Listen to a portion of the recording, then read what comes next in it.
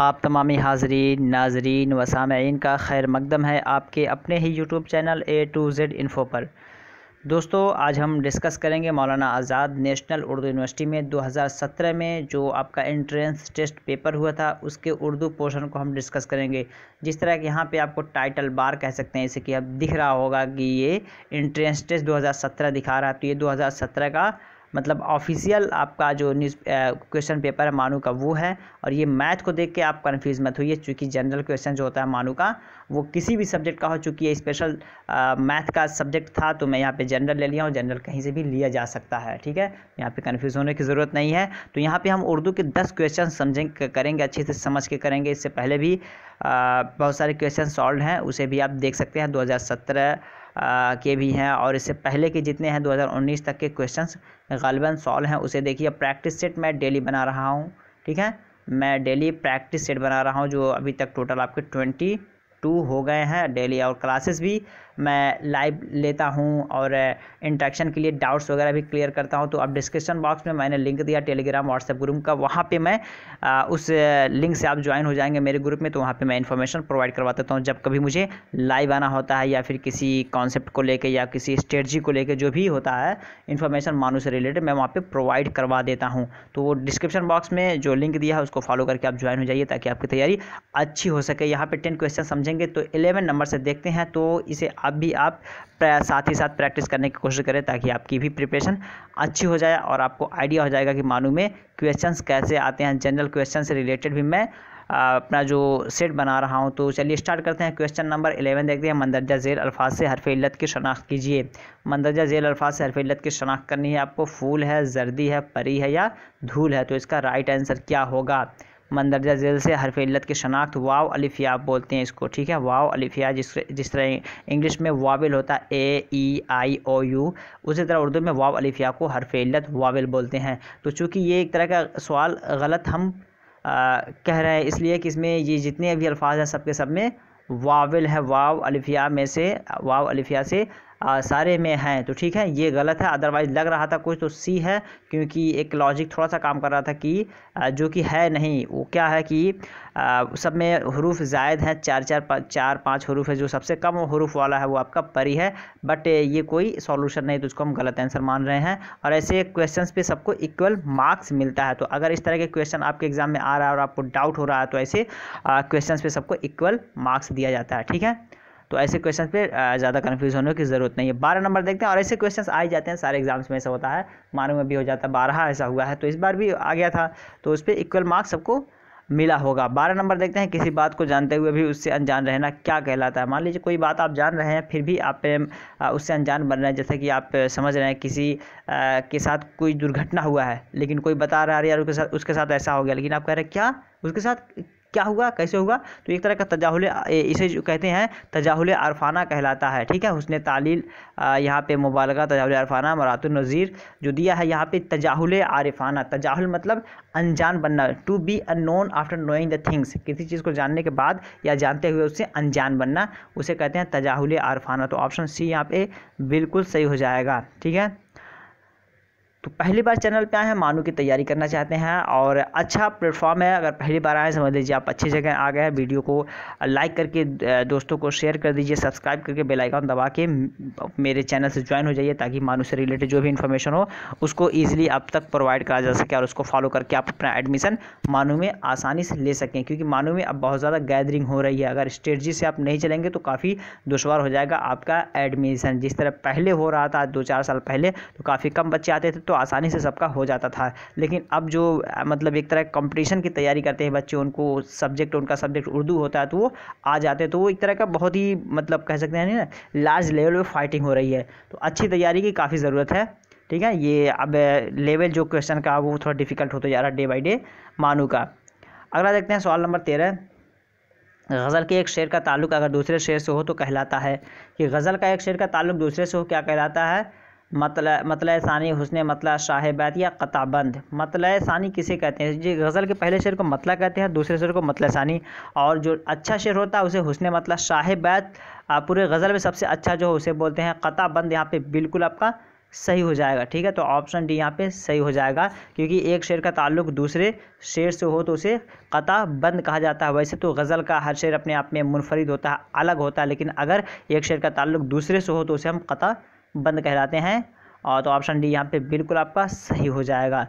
40 number देखते हैं, इसमें से मानाखेज जुमला कौन सा है? Which one of them is the meaningful sentence? Meaningful मानाखेज जो जुमला है कौन सा बताना है। आपके ऑप्शंस यहाँ पे दिए गए हैं, इसे आप भी अंदाज़ा लगाने की कोशिश करें। मैं आंसर ऑप्शंस पढ़ने के 5 सेकेंड तक रुका रहूँगा, उसके बाद आंसर दूंगा। शादा पढ़ते पढ़ते सो गई, शादा पढ़कर सो गई, सादा पढ़ रही थी सो गई, शादा पढ़ रही थी अब सो गई। क्या होगा इसमें से सही आंसर? आप लोग जहन नशीन लगाएं। देखिए जहन नशीन इसको कीजिएगा ज़रूर। शादा पढ़ रही थी सो गई, ये इतना इफ़ेक्टिव नहीं है, ठीक है, इसलिए कि पढ़ रही थी अब सो गई, तो उससे कहीं ज़्यादा इफेक्टिव अगर आपको दिखेगा शादा पढ़ते पढ़ते सो गई, किसी काम को करते करते सो जाना। ठीक है, मतलब उसमें एक तरह का रुकावट नहीं, काम के होते होते वो दूसरा काम होने लगा। देखिए यहाँ पहले डी में देखेंगे तो शादा पढ़ते पढ़ते सो गई, पढ़ रही थी अब सो गई, तो एक तरह का अब जो है ना बीच में एक कनेक्टिंग का काम कर रहा है। शादा पढ़ कर सो गई यानी पूरी तरह फाइनली वो पढ़ी उसके बाद सोई। ठीक है, और शादा पढ़ रही थी सो गई, तो यहाँ भी एक तरह का कहीं न कहीं डिस्कनेक्शन पाया जा रहा है, लेकिन शादा पढ़ते पढ़ते सो गई ये बिल्कुल आपका करेक्ट हो जाएगा। ठीक है, एकदम परफेक्ट होगा कि पढ़ते पढ़ते सो गई, तो मीनिंगफुल है, कनेक्शन इसमें बहुत अच्छे से पाया जा रहा है। नेक्स्ट क्वेश्चन देखते हैं 15 नंबर। इस सिन्फ में मुबालगा आराई, इस सिन्फ में मुबालगा आराई से काम लिया जाता है। सिन्फ किसे कहते हैं? सिन्फ कह सकते हैं पार्ट को कह सकते हैं। हम पिछले वीडियो में भी अपने जो प्रैक्टिस सेट हम बना रहे हैं उसमें भी अच्छे से इसको पार्ट को समझे थे। काफ़ी सिन्फ मतलब बहुत सारे असनाफ है ना, जैसे मसनवी है, कसीदा है, मरसिया है, अफसाना है, ड्रामा है, ठीक है, और गज़ल है। और तो किस सिन्फ में नस्र वगैरह, तो किस सिन्फ में मुबालगा आराई? मुबालगा आराई मतलब किसी चीज़ को चढ़ा बढ़ा के मतलब खूब बयान करना, तो ये किस सिन्फ में होता है, किस पार्ट में इसको ज़्यादा फॉलो किया जाता है? मसनवी है, कसीदा है, मरसिया है या अफसाना है? तो किस में फॉलो किया जाता है आप खुद अंदाज़ा लगा सकते हैं। जो कसीदा होता है ना इसमें इसको फॉलो किया जाता है, यानी कसीदा में मुबालगा आराई बहुत ज़्यादा होता है, क्योंकि कसीदा ये जो मतलब अब तो मतलब बहुत कम हो गया इसका, जो राजाओं का दौर होता था, ठीक है, तो उस टाइम पे क्या करते थे, जो कसीदा निगार होते थे वो कसीदा लिखते थे बादशाहों के सामने और उसे ले जाके बादशाह की बारगाह में उसके दरबार में उसे पेश करते थे। तो बादशाह खुश होता था, खुश होने के बाद उन्हें कुछ अपना एक टिप्स जिसे कहते हैं ना, क्या नाम है, उनको कुछ तोहफा वगैरह दे देता था। तो वे लोग कोशिश करते कि खूब अच्छे अच्छे उसमें अशार लिखें, खूब अच्छी तारीफ़ करें बढ़ा चढ़ा के। तो ये कसीदा इसी वजह से, थोड़ी सी बात अगर आपको याद रहेगी तो वहाँ पे आप आसानी से टैकल कर लेंगे। इसी वजह से मैं बता दिया हूँ कि जो कसीदा निगार होते थे बादशाह के बारगाह में जाकर पढ़ते थे तो उन्हें टिप्स मिलता था, तोहफा मिलता था। ये बात आपको अगर जहन नशीन है तो आप क्वेश्चन आई होप कि गलत नहीं करेंगे। चलिए नेक्स्ट देखते हैं 16 नंबर। 16 नंबर में कहा जा रहा है कि कच्चे बर्फ़ जमने का मतलब क्या है? कच्चे बर्फ़ जमने का मतलब क्या है? बूढ़ा हो जाना, सर्दी लगना, मुसीबत में पड़ना, खुशहाल ज़िंदगी। तो कच्चे बर्फ़ जमने का मतलब क्या? ये एक तरह का मुहावरा है। क्या है? मुहावरा, ठीक है। और मुहावरा का जो मतलब होता है वो कभी भी उसके अपने हकीकी लफ्ज़ से नहीं झलकता है, ठीक है। हकीकी लफ्ज़ में उसका मीनिंग छुपा हुआ होता है, जो कि तर्जमा में उसका कुछ और होता है, लिखावट में कुछ और होता है। बर्फ़ जमना इसका मतलब क्या है कि बर्फ़ है, बर्फ़ वो तो ऑटोमेटिक जमा ही रहता है, ठीक है। अगर पानी जम जाए तो बर्फ़ होता है, अगर नहीं जमे तो वो पानी हो जाता है। तो ये यहाँ पे कुछ और कहा जा रहा है, लेकिन जो मीनिंग निकल रहा है कि बर्फ़ जमना अगर कहा जाए किसी के बारे में तो गोया कि वो शख्स काफ़ी मुसीबत में है। तो मुसीबत में पड़ जाना उसे हम कहते हैं बर्फ़ जमना। तो 16 का जो आपका राइट ऑप्शन हो जाएगा ऑप्शन सी यहाँ पे सही हो जाएगा। 17 नंबर देखते हैं। जिस जानदार के आखिर में अलिफ बा हा हो तो वो आम तौर पर होता है।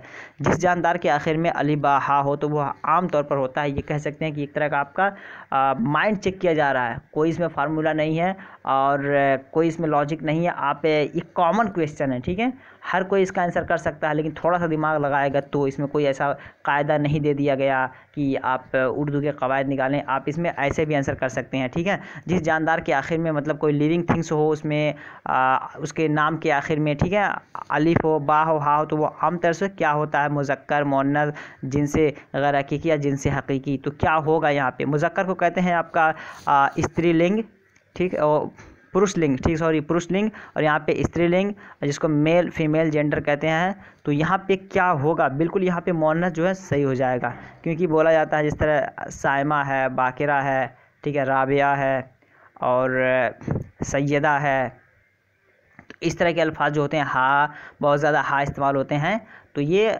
मुअन्नस ही में इस्तेमाल किया जाता है। इसको तो ऑप्शन बी इसी वजह से यहाँ पे सही हो जाएगा। नेक्स्ट देखते हैं 18 नंबर। 18 नंबर में कहा जा रहा है हुक्म की जमा क्या है। हुक्म की जमा क्या है आपको बताना है। हुक्म जो वर्ड है इसका प्लूरल फॉर्म बताना है, बहुवचन मतलब इसमें कौन सा शब्द है ये बताना है।